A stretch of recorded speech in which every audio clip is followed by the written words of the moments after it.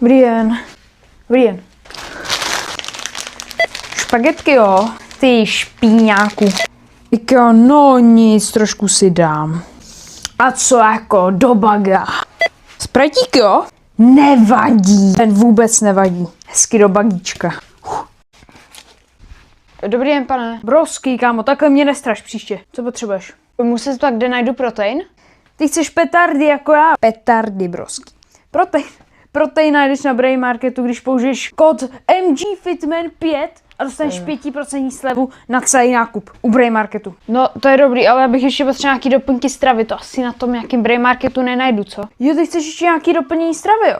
No tak to běž na Gymbeam a využij tam taky kód MGFitman10, kdy dostaneš 10% slevu. Abych potřeboval ještě novou klimu. Ty chceš začít chodit do gymu, jo? Jestli chceš mít petardy jako já, jo? Já jsem neřekl gymu, já jsem řekl klimu. Začni chodit na Dolní Chabry, tam mám svůj gym. Mi budeš psát 200 dní v kuse, na rok máš free vstup. Co já na vás kašlu. Děkuju, nashledanou.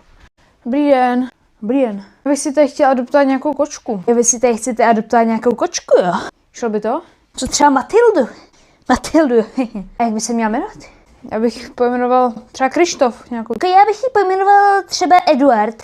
Pokud by to byla holka, tak třeba Ludmila. Eduard a Ludmila, to zní radši ne. Jo, Ludmila nebo Eduard, krásné jména. A vy nebudete žrát, ne? Nejste přeci Aziat. Co? Proč bych jí jet? Nejsem žádný Aziat, ne? Čmade. Pojď mi tady něco podepsat. Dobře. Podepíšu vám nějakou smlouvu v pohodě.